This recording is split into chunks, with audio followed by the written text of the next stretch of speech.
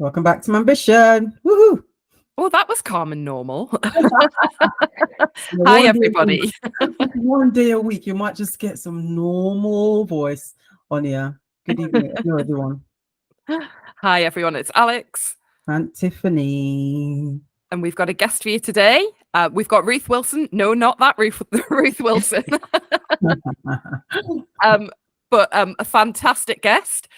Ruth is, for full disclosure, an old friend of mine. But she is also an experienced higher education professional. She spent 13 years in senior management roles.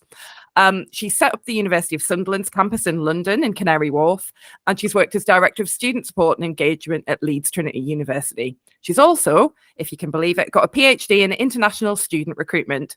And since August in 2023, she's been the Vice Principal of John Snow College at Durham University, which is, she's described it as her dream role, and I'm sure we'll hear a little bit more about that later. And in her spare time, just to put it mildly, Ruth is a keen runner. If you consider she's done the London Marathon a mighty 7 times and the Great North Run 13, that's impressive. That's really, really impressive. And she was born and raised in County Durham, so we've got another northeastern voice on the podcast today, and spent 7 years working in London before she came back to the northeast after having her daughter Zoe, and her husband Andy, who we've been friends with for a long time, moved back to be closer to family after Zoe was born. And one of the things we're going to talk about today, she's currently attempting to raise £40,000 for mental health charities. How much have you raised so far, Ruth? Come on, we'll start with that. So we're at nearly £36,000. So, and actually, I very deliberately say we, because while I think we're going to talk about the kind of 40k challenge, which was my slight brainchild, it has been a kind of huge effort of a lot of individuals sort of piling in and helping and coming up with ideas. So I always say we, even though I guess it was a mad idea of mine a few years ago. £36,000 in just over kind of three and a half years of pulling a challenge together. So really proud of that so far. Staggering amount. It really is. And just before we sort of get into the conversation, what I did want to say was I've known Ruth that long. I mean, I think I've known you since I was about 18. Yeah. Long time now. I was trying to remember kind of how long we've known each other. You know, when you've just, someone's always been it kind of in your circle. Yeah. But she's one of those people who I wanted to have on the podcast because she just really, I'm going to make you blush here, Ruth. Yeah. She is one of those people who just always really amazes me with her drive, her seemingly boundless confidence, and just her ability to do big things and to kind of set off to do them like they're nothing. So hopefully we're going to learn a bit about confidence, drive and resilience from Ruth today. Oh, no pressure. No pressure at all. I have no life lessons. You might want to wrap up my interview now. Well, I think I when we spoke initially, Ruth, I thought what was interesting to me was that you said you're not the likely candidate for this type of thing. And I think a lot of people look at people who do run marathons and say, I'll never do that. So I'm interested to know, like, the backstory of that in terms of what is it that motivates you to do that? Because I can't imagine. It's a good question, because I guess I would say, like, on every run that I ever do, or probably every kind of thing that I would say is a challenge that I do, there's a very large part of it where I go, why am I doing this? As if somebody else forced me to do it. And you very clearly sign up for these things and tick terms and conditions and things. And thank you for that introduction, Alex. It was really kind. But actually, I'm kind of laughing and smiling because I hear myself described like that, and I don't see myself as that person who's kind of confident or particularly motivated. But I think what I have is a version of myself that is those things, and essentially kind of have a kind of character. Like lots of us, I think, have a work version of ourselves, don't we? A professional version of themselves. I think I even have a kind of work voice. I was kind of just joking with you both there about my accent before we came on the podcast, and I'm kind of very conscious of having a very strong accent. And while I'm very proud of that Northeast identity, I'm conscious I have to make myself heard and make myself understood. So the concept of being described as kind of a motivated or a confident person, it kind of, it makes me go, am I? And I guess I am, because actually you can't run a marathon on a whim. You can't. Well, I mean, you could give it a go, but you'd not get very far.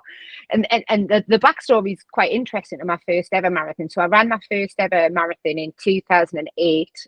That's kind of a really long time ago now.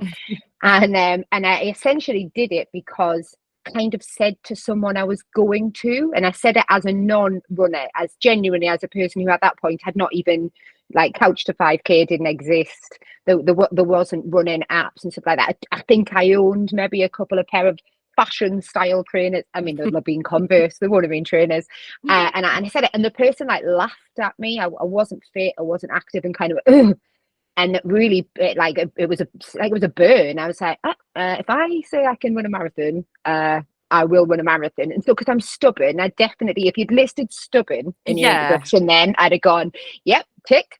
You can't really say that in an intro to a guest. No, though. well, but yes, no, I would probably agree. By the end of our chat, people will be like, yeah, she's definitely that. And kind of, I had a boss once who said, if I ever really need you to do something, I'll either challenge you and kind of go and make it a competition, or I would tell you you're not allowed, and you'll go and do this. So I think I'm the youngest of three. I don't know if it's the kind of rebel child, but essentially that's how it started. Like, I'll prove to you that I can do it. And it was going to be a one-off. I was going to do one marathon.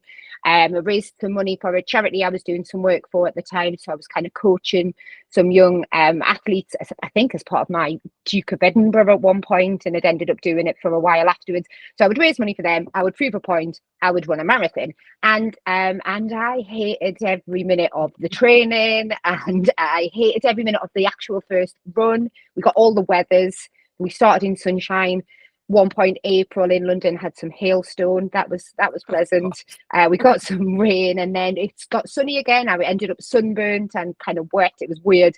But, and this is maybe where we get to the motivation bit, I really loved the big shiny medal at the end. And I was like, oh, I've never had one of these before. I should have got it out. It's in a frame. I could have got it out. And I think there was that element of being able to have that kind of, I did this, that kind of pride in yourself. And I mean, there's the old joke of like, how would you ever know if someone had run a marathon? Don't worry, they'll tell you straight away. And I became that kind of horrible person. It's like, well, when I ran the London Marathon, and so the Great North runs were kind of natural after that. I suppose if you've trained for a half marathon, I'm not pretending a Great North run is easy, but actually I got into kind of running then for sort of mental well-being. I realized you didn't have to do an extreme distance, but it definitely helped me feel well. I'm a morning runner. I'm an early bird, so actually if I run in the mornings, the day is better. Even if I hate every moment of the run. So I guess that's where the marathon bit started, and then I've kind of dipped in and out of that a lot over the years, and I've done my last ever marathon about 5 times. So people who kind of probably sponsored me and stuff were like, "Oh, I'm sure you've said this is your last one a few times." And again, kind of various different points in my life where I've sort of needed a challenge, or kind of wanted to get fit. I've been able to pick that back up. But the 40K before 40 has kind of been a beast. It's been a big old chunk of a challenge to take on, I think. Yeah, because you've not just been running. And do you want to tell us a little bit about the background of the challenge before we get into what you've done and what your motivation was for it? So I think it's now called the 40K before 40 challenge, but it didn't really have a name when it first started. So 6 years ago, actually 6 years ago this week, I lost a cousin in kind of in tragic circumstances, and we should always do the kind of little heads up that I am going to talk about someone's death by suicide not in any great detail. So description as well. Yeah.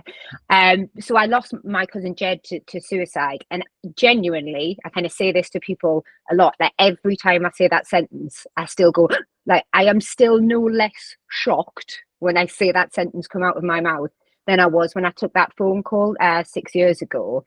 And I genuinely think kind of a death by suicide it's a different type of ripple effect that it has. So all deaths are sad, but I think particularly as Jed was, we kind of had no inkling. Nobody even had any inkling that he was in kind of mental ill health, that he was struggling anyway, and we have kind of no further news on kind of where his life took him to that journey. So essentially no closure, no closure at all. And yet you just stuck after that. And you know, I almost felt a little bit kind of a bit like a grief thief, because I was like, look, I'm not his sister, I'm not his wife, I'm not his children, but actually we just found it was really, really, really hard to grieve. And my kind of go-to for lots of things, so the bad day at work, you know, the bad situation at home, is like I'll go for a run. And because I'd done runs before, I was like, I can't ask people to sponsor me anymore. Like they're done. They must be going, well, we've given our money for this charity and this charity and this charity. So I decided to do an ultra marathon, which, full disclosure, I would not recommend a marathon. And you'll notice in your little intro there, you didn't say, and has done 17 ultra marathons. I've done one ultra marathon. So that was kind of a 66-mile marathon that I physically really, really struggled with that. But in my head, I would raise a huge amount of money, and it would help. It would help towards this grieving process. And we did raise a huge amount of money, and I chose Mind as the charity because I essentially was going, I want them to put some money towards somebody else's family not feeling like we feel. It felt very natural. So I did that. Then got that out of the way, kind of genuinely said never again on the old marathons. And then there was that emptiness again. You know, the grief hadn't gone away. Shock horror. So I would do a few more things. So signed up to do what's called the London Classic. So that is the London Marathon, the Ride 100, which is a bike ride from London to Essex and back. And then I'm looking at Tiffany's face. I'm looking at Tiffany's face here because she doesn't know about all of this. Tiffany. And then the swim Serpentine, which is a 2-mile swim in the Serpentine in Hyde Park in London. So it's like a big stretched out triathlon. Yeah. So you don't do them all on one day. So they're kind of 3 big London events. And so shows how little I understand about doing that sort of exercise. That was kind of an interesting point when we were talking about motivation. So running, I was like, boom, run a marathon, you know, let's train for that. I didn't own a bike, so there was a classic again where I'd signed up to something. I didn't even have a bike, so I didn't have to learn to ride a bike, but I had to learn to ride a proper road bike, which was really terrifying. And I hate open water swimming, so push myself out of that comfort zone. So this is a long preamble. After those 2 challenges, there was quite a bit of money in the pot, and I was like, okay, right, I can't just keep doing these physical things. And then I had this kind of moment where I recognised, and it must have perhaps been coming up to a birthday, and I was doing that classic of going, oh God, only this many birthdays till I'm 40. Like, oh God, I feel of a certain age now. And I had a real grief moment where I suddenly went, yeah, but you're going to turn 40 actually, so you should be really grateful, because Jed isn't going to turn 40. And the kind of personal bit to me was that there was only ever 6 weeks between us. So Jed was 6 weeks older than me. So when we were little, he loved being 6 weeks older, and he would be like, haha, you're such a baby, you're so tiny. And actually that recognition of going like, I'm actually now, he's forever 33, and actually I next year will get this 40th, and we won't get that kind of moment together. And the irony being, I suppose I'd be loving now being the younger cousin. It would be great. I'd be like, ha ha ha, you turned 40 before me. And I'm still in my 30s. Yeah, I'm so young for those few weeks. And so that's where it really came for. I think there was about kind of £7,000 in the fundraising. And I recognised that, people had been so supportive and got behind the challenge that I could turn it into something bigger, and it become the 40k before 40. That was a really long answer. No, I think it's really interesting because like for me, what comes out of it, Ruth, is you say, you know, that you've hated every minute sometimes of doing these things, which to me, I can only make myself do, you know, if I loved running, I could make myself run, but I don't, so I can't. Yeah. I don't know how you make it, how you sort of harness that drive to keep doing it when you're not enjoying it. Like, how do you make yourself continue through with something that you are not a big fan of? Yeah, I think probably in lots of things in my life, and this is very telling. That people that know me, Alex, you'll probably do another like. So like I'm loud, and I'm quite I'm loud, and the you know, opinionated, and the mouth will go. And I think with lots of these things, very much like that very first London Marathon, my mouth said something, and then my brain and my body had to catch up. So you know, I kind of I was literally sitting at a computer one day saying, I've got about £7,000 in a couple of years. I've got this many years till 40. So if I raise that much every year, 40k is easy. And it was out there. And I'd kind of, before I knew it, there was an Instagram account, and I was signing up to other kind of physical events. And then you have these moments, and kind of you go, and well, for me afterwards, I go, why did I say I could do that? Oh, but I've said it now, so I'll have to do it. So I think lots of the motivation is like almost that self-accountability, or that sort of fear that I guess lots of us have, that people would kind of call you out on something like you said you were going to, so you'll have to do now. Yeah, and I mean, look, I'd be lying if I say that I hate every minute of every part of it, but I don't naturally enjoy running. I've always thought, you know, keep doing these things, and there'll be a day where you just find your comfortable pace, and you will just enjoy it. It's very rare that I go on a run and I'm like, I loved every minute of it.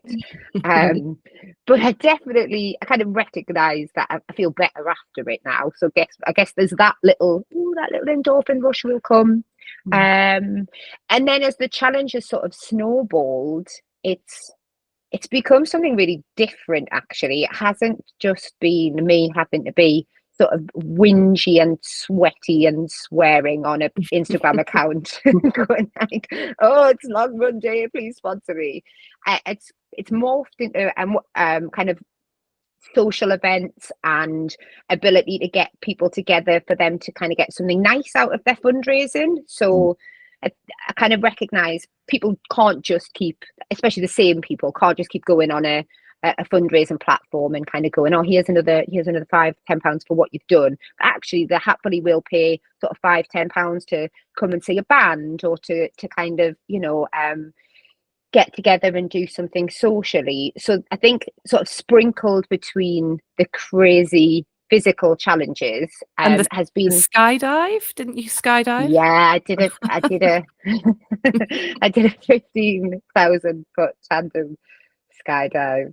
I still struggle to talk about the skydive. Did you enjoy that? It was awful. It was it was the worst.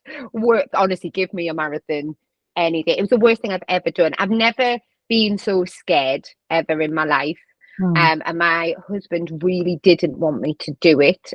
He ironically, for a man who flies planes, is not comfortable with heights, and kept saying, for the uninitiated, Andrew is a pilot, so a bit ironic that he is scared of heights. Doesn't like heights, and he just kept saying, "Why would you jump out of a perfectly safe aircraft? Well, I don't do aircraft safe, sky, and the more we kept saying it, I was like, I think he's got a point.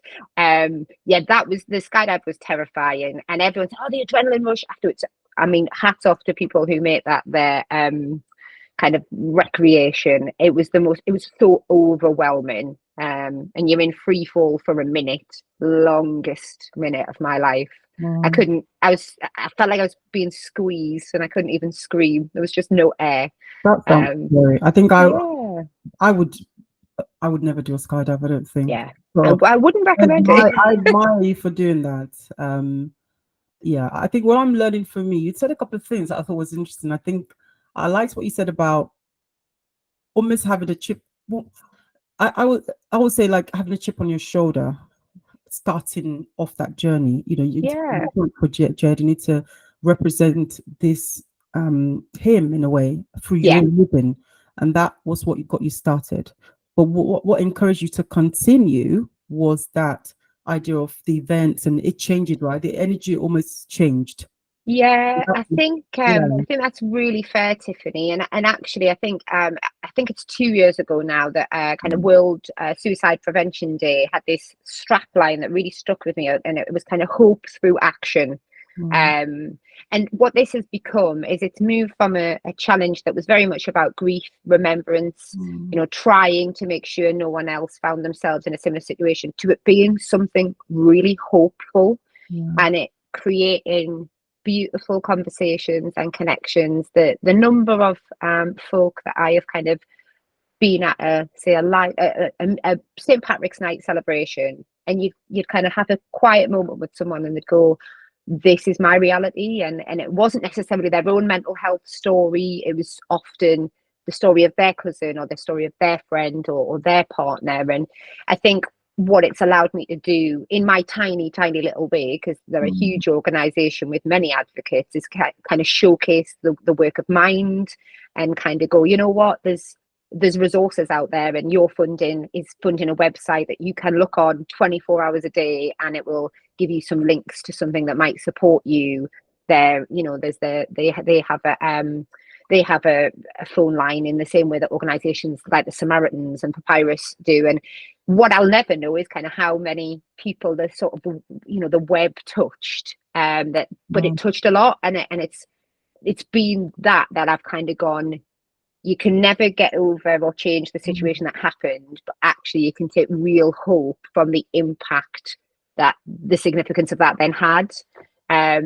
So and then here's an irony for it. I then end up having these moments of guilt where I go, you're getting this kind of positive feeling from something so tragic, but I've had a bit of a strong word with myself about that, because I think that's probably something we definitely do to ourselves as women, where we go, should I be enjoying this? Should I be having a nice time? And there's probably a whole other podcast on that. And actually, what I've definitely been able to say to myself recently is, you can hold your head high here. You can be proud of kind of, for whatever reason they started, what it has become, and the impact that it will have. I had a really nice call with Mind a few weeks ago, where they were able to share with me kind of the impact that amount of funding has on them as an organization, and what they spend that sort of donation through their volunteers on. And I mean, that was just like uplifting, heartwarming. They're the things that will probably keep getting me out on runs now on the morning, because actually you go, it had an impact, it did something. Whether that be the one person that reached out to me, or the big organization in the third sector who said, this is what we spent your money on. So yeah. And so you've only got $4,000 to go as well. Yeah. Pretty I mean, amazing. yeah, it's really fun. It's quite funny, actually. So it has definitely, I think, snowballed. I think, there was, after the big, I've got an Instagram account, I suddenly had this, oh my God, this is loads of money, like, and you've told people to do it. And, they'd be like, 500 coming in from this sort of thing, and 500, it's not going to add up. But I would say the last sort of 18 months, people have just, I think maybe as that you get closer to the total as well, so other people have suggested things. So friends have reached out and said, I've got a band, like, we'll put a night on for you for free. I guess 2 or 3 years ago I was having to write to bands going, can you put a night on, and any chance you can keep the price kind of down? So you of course you get that bit of organic and that snowballing. But yeah, the last 18 months, kind of 20 odd thousand pounds of that has come in that short of space of time. So that's felt like, whoa, like, and then you have these, we could keep going forever. No, we can't. We definitely can't. We'll definitely stop it at 40. So yeah, I think what was great was we could keep doing the little bits of ticking some fundraising off, but then I've had 2 or 3 kind of big ticket items. So we did this great night in a very local venue to me, and some local artists who now live kind of all over the country. They did a bit of a like reunion type event, so it was great. They brought all their friends and family, and I didn't necessarily even know any of them or many of them, including Cy King from the Hairy Bikers, who is kind of from Berkeley, where my mum grew up. So I'm that was shocked you're not giving a shout out to Berkeley Catholic Club there. I know, St. Joseph's Catholic like Club. to the club, the club. Yeah, so most of the dues have been in kind of similar venue. So that, I mean, that was amazing. And then you get that moment where Si goes, "Oh, I'm going to give you 100 signed copies of the book because I think what you're doing is, you know," and when you start a challenge, you don't know that you're going to have this kind of celebrity who helps you and endorses you and gives you something. So yeah, the 4,000 feels really nice. It feels really manageable. And technically, I'm not 40 till May 2025, so we've still got a good window to do that. But I'm now at that point where if anyone had ever run a marathon, if you've run the London Marathon, like the last mile, you can see Big Ben and you can see Westminster, but you know you have to go up that last mile, turn a corner, and it's a really long time till you can see the Mall up behind kind of Buckingham Palace. So in my head, I keep going, you think you're nearly there, but you kind of haven't turned that corner up the Mall yet, and you do have to get over the line. From the one time I did the Great North Run, pretty much 20 years ago, that bit where you run down onto South Shields, that you can last see the bit sea. there. Yeah. You think you're there and you're not. You're really not. You're So really I get not it. there. Yeah. I'm keen to know. I think I've obviously been a mom as well. I don't know how you even.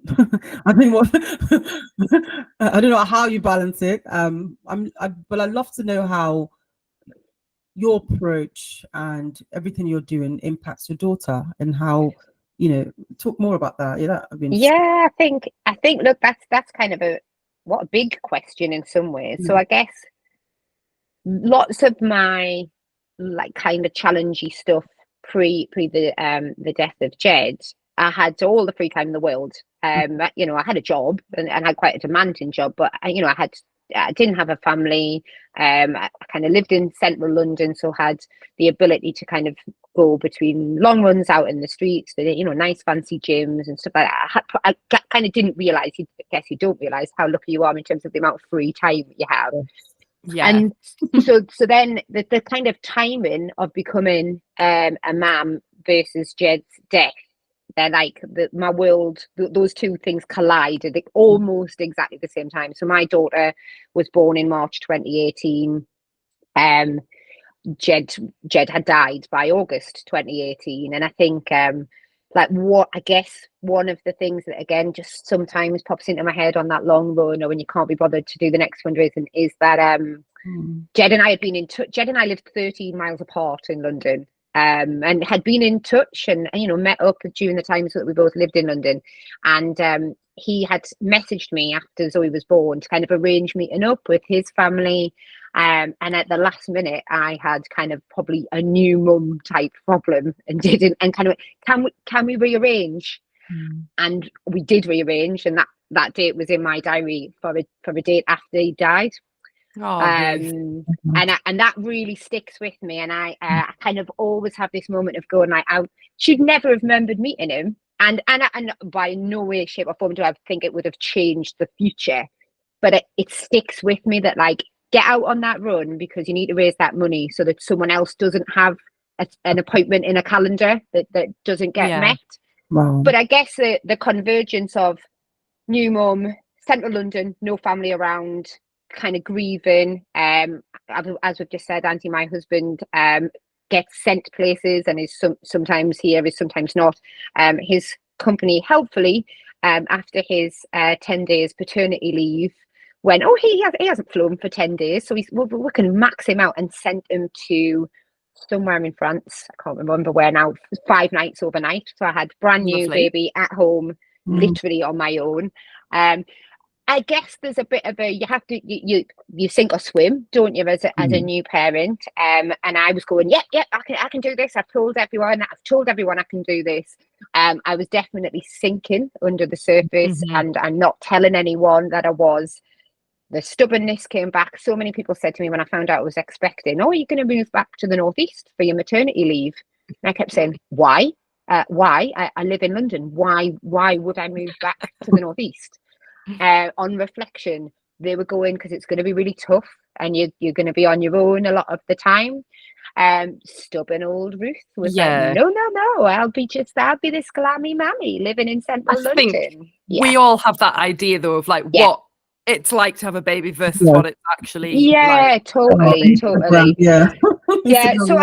So I think the kind of the bits where those overlaps and the ability to then kind of talk to my daughter, it was like parenthood is in general, it was very much a work in progress.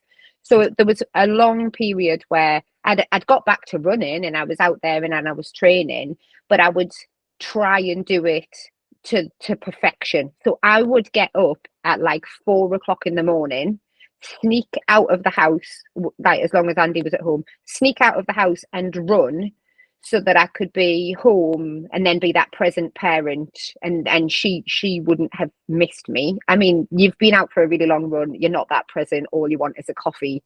But in your head, you're telling her I didn't miss a moment of that because she was sleeping and she didn't know I'd been out for a run. Of course, classically, you're tired and then you're probably not your best version of yourself that day. And I guess same with work. I would never want to look like anything had changed. So I would do the kind of, I'm absolutely fine, I'm okay here, and I'd be going in earlier or coming in later, but then trying to fit everything in, sneaking out with the laptop under my arm years before we'd done anything like home working, but going, I'll catch up on all of that after she's in bed. And again, kind of to refer back to your little intro there, Alex, where you kind of say, look like I'm making things easy. I wasn't doing myself any favors because it was fake. I was making my life harder to try and look like nothing had changed, everything was fine. And I think that's probably where I guess in some ways I'm kind of regretful of that, because I maybe should have been more authentic and I should have been saying, something's got to give here. Actually, I'm not managing it all because I'm not sleeping, because I'm getting up crazy early, or I'm working till really late at night.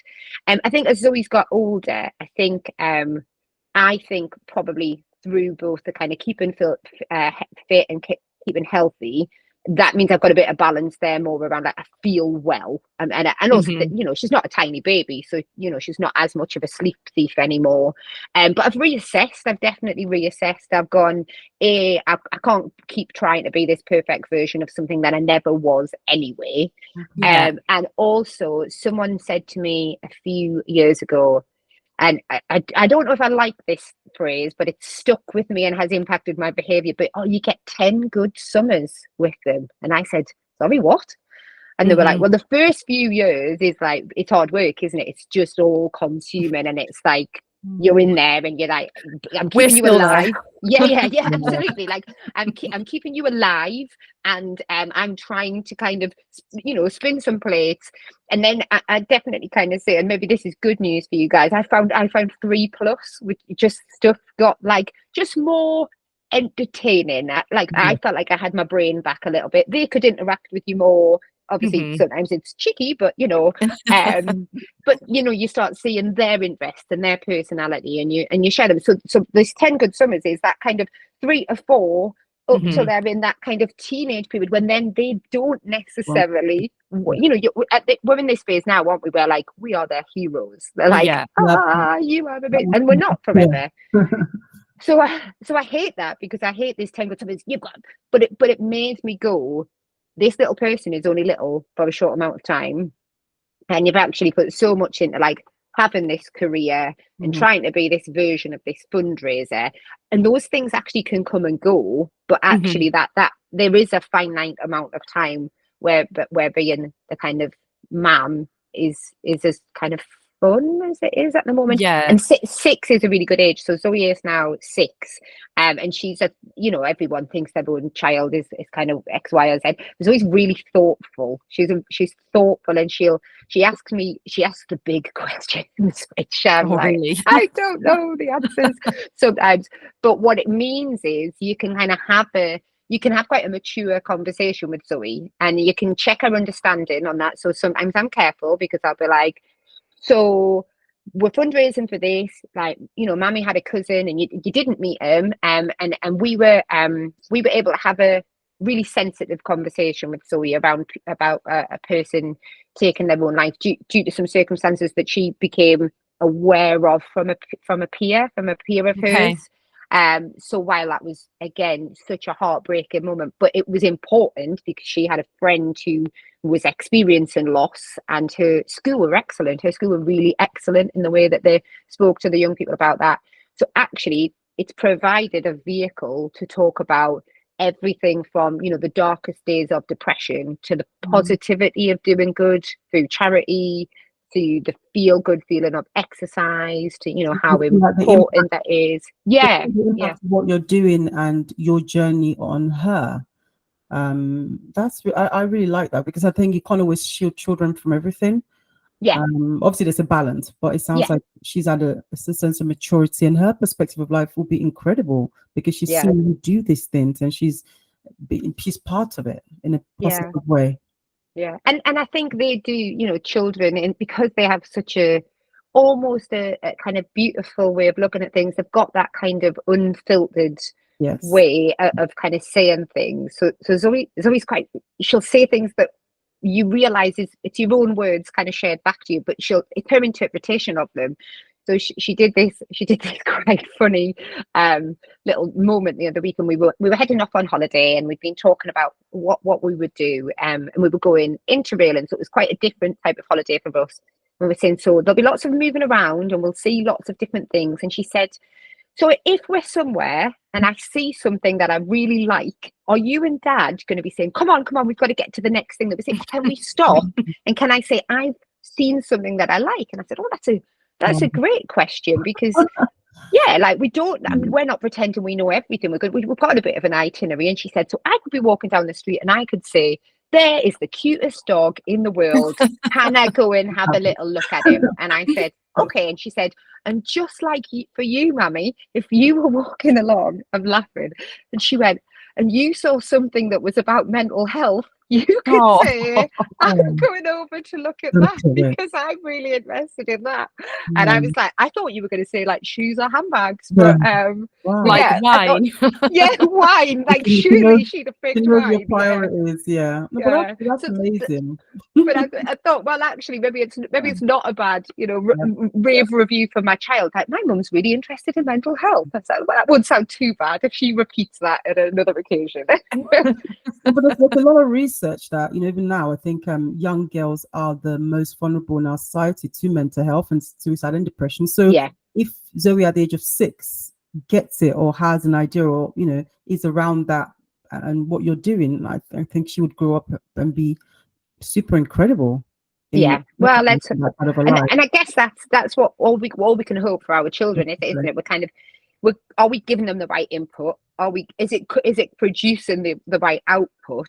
And if not, are we continuing to have conversations with them that kind of go, how did that make you feel? What do you think about that? Because their worldview is untainted, but it's so different to ours. It is, and I think even the 30 odd years since I was Zoe's age, like that has been a big old 30 years. And and the way anyone would have, if they'd have talked to us at all about some of those things, the way they would have talked to it, it would have been a bit like, you know, it would be very sanitized, or it would be keep the children out of it.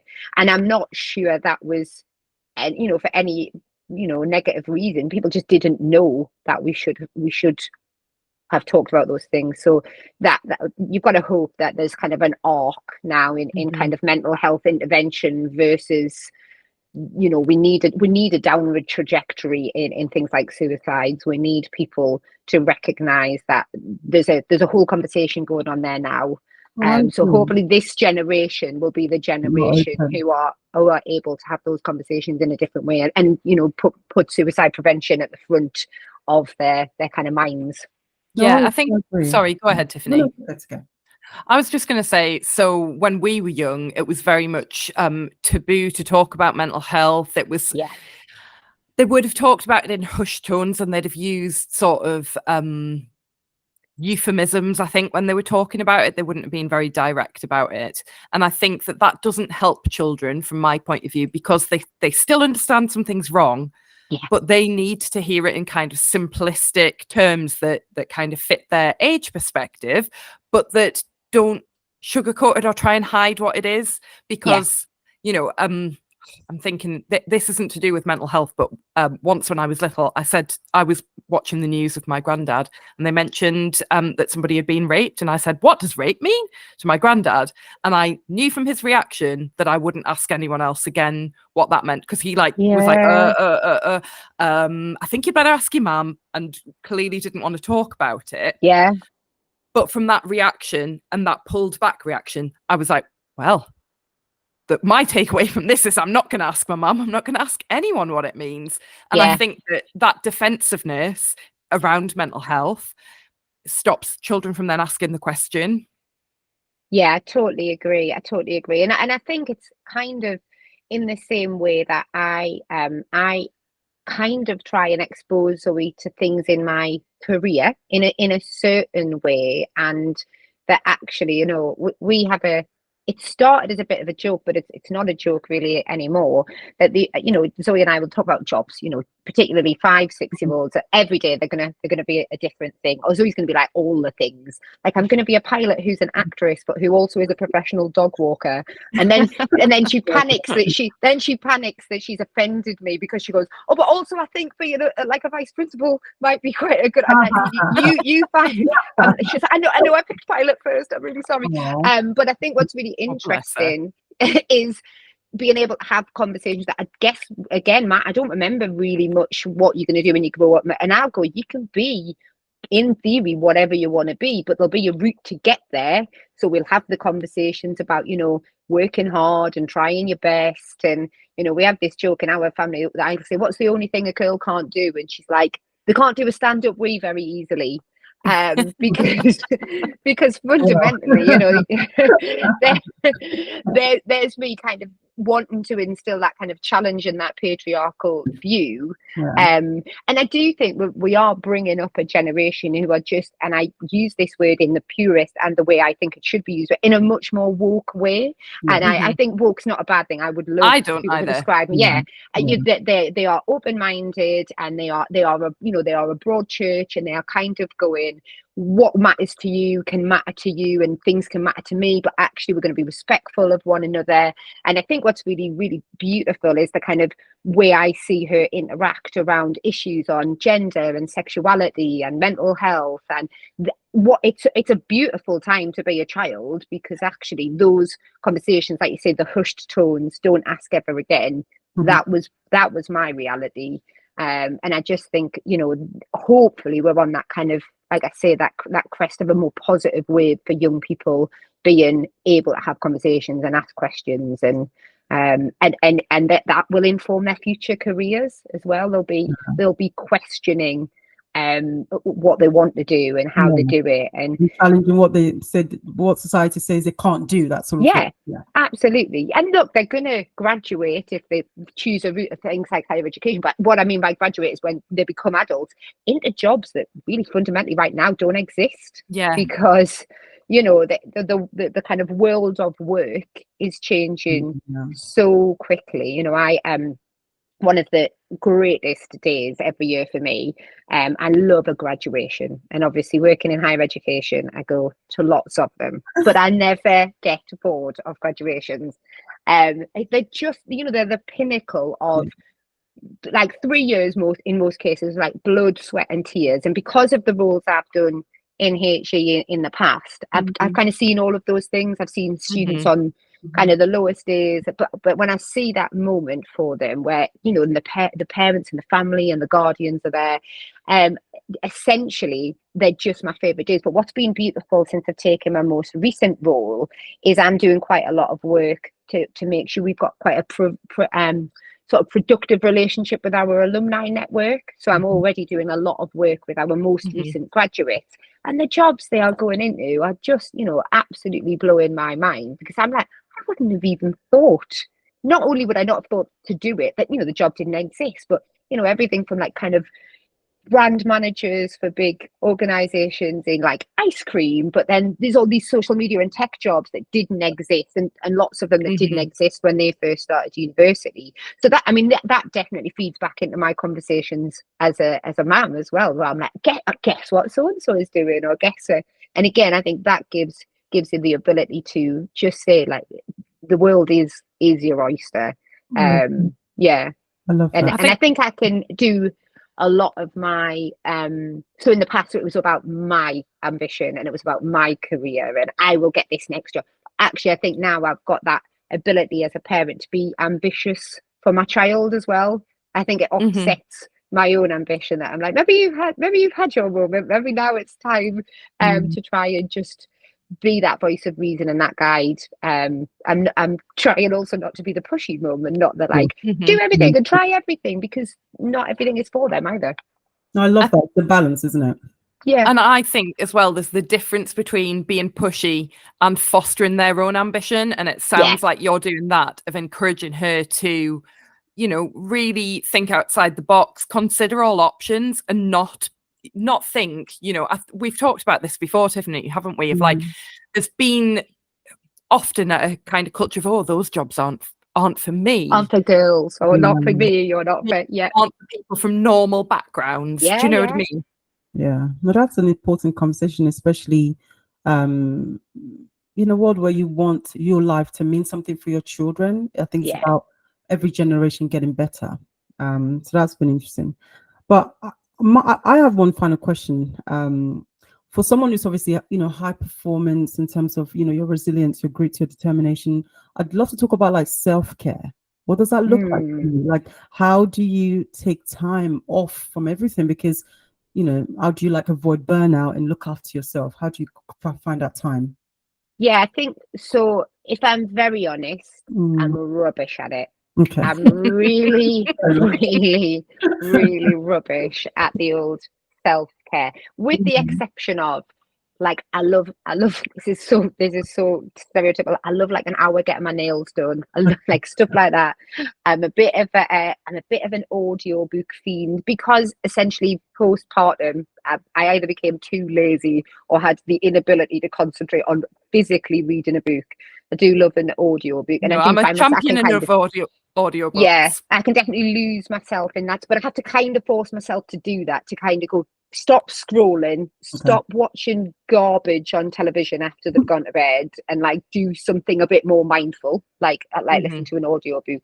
The other thing I'm kind of a work in progress on is like, almost, because my life is often like a military operation of like, slot for that, fit that time in, like, be good mum for this hour, do this work for this hour, is kind of be less guilty about scheduling a bit of time for that.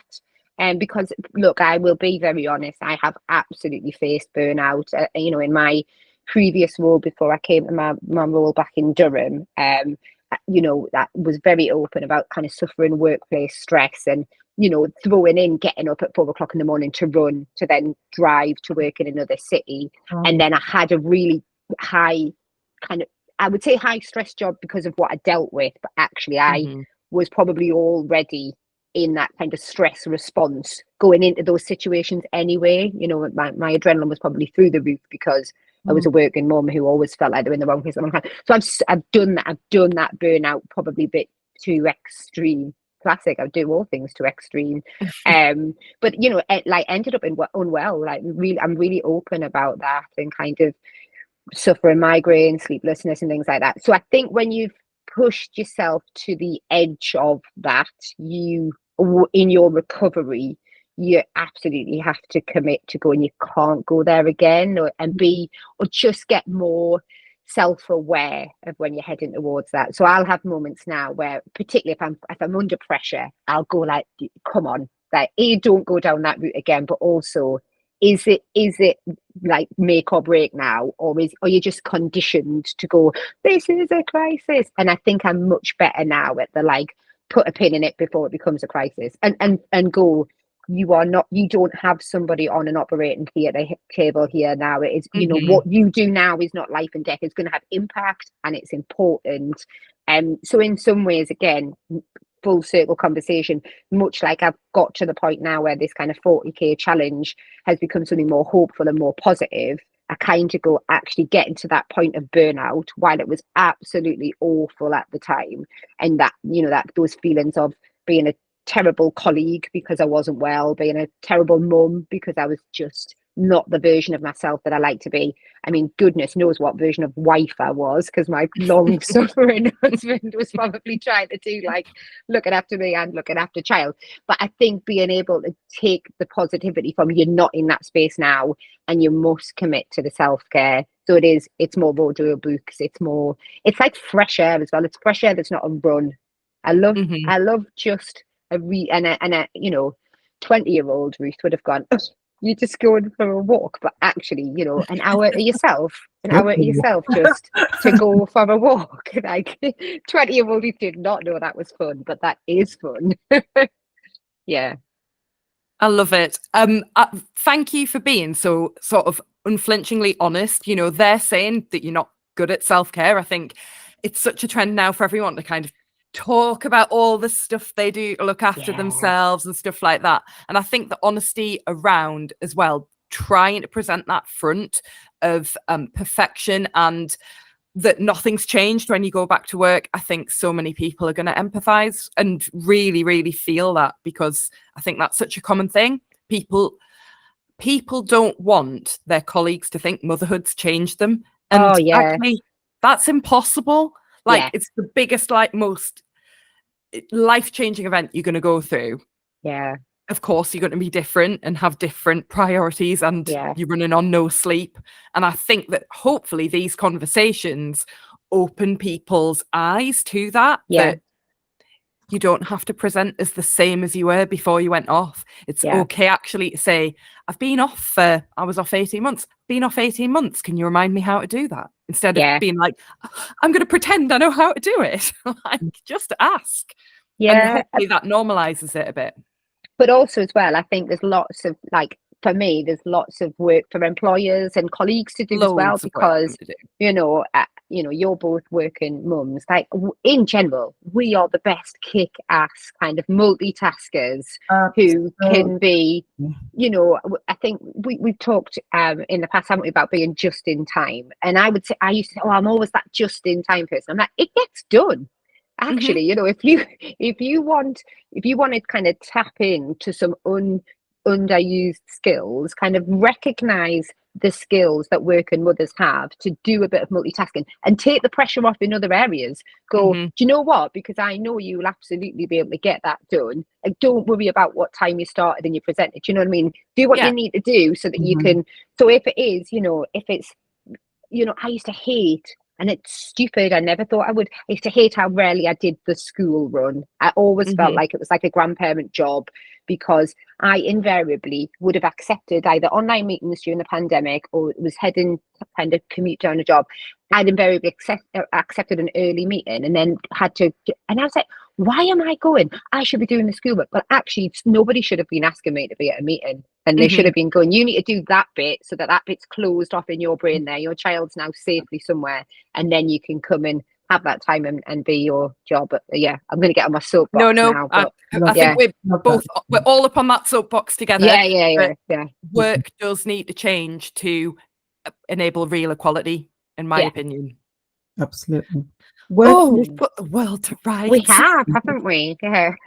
Where can people find you, Ruth? Like, if you want to connect with you, or, you know, or give you some of your 4K. Yes, if anyone wanted to give some of my 4K. So we do have an Instagram page. So it's just literally 40k before 40. And hopefully it'll be very obvious it was us. It's very Mind branded. Mind as an organisation have been incredibly supportive of the charity. We do have a Just Giving page, which is justgiving.com team 40k before 40. Professionally, and kind of really comfortable with kind of people reaching out via LinkedIn and stuff as well. I've kind of had a weird old journey through higher education management, and I do share I do that bleed of like personal into professional on LinkedIn. So I do share updates of the 40k challenge, because in general it's been lots of colleagues and connections that have been supportive of that as well. So yeah, I'm out there on the old social media.